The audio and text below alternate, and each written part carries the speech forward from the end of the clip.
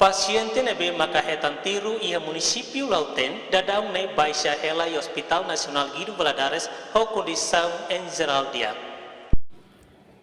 Informação ne hatohusi médico geral iha ortopédico Hospital Nacional Guido Valadares Rogério José Pereira ba jornalista e Hospital Nacional Tersane. Nyadihan segunda daderne sira halo evolução hareli ba parte ruingnian iha ain rua nebe makhetan tiru. Nyamos afirma paciente ni ain kanek horuing ne sedau iha plano halo operação tambah se infecção husi parte kilat musang. Agora, por ser da sang paciente, depois de tamo mais paciente, né, bem com condição, né, bem mais estável, deves, né, lá risco curva vai me essa vida. Agora,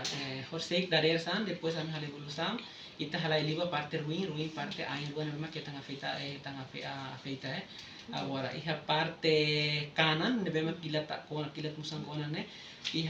kanek fating de parte krai ne tumba krai mamak ne paciente ne senti be la mostly la senti botira ne sensibilidade ne minus la limba ne vita sa ita halo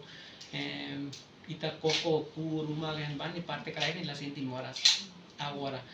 parte latencia na mai ne senti normal agora harukan ne ainsa bok ita hali movimento ne ainsa ne bok normalmente la risco men ba depois eu ainda dessa foi lá minuto andi bahira né am hal fale jam na saruma ba depois de husu ita começa bok ni aine paciente refere ni aine como sente ona ita bok amusa ne sente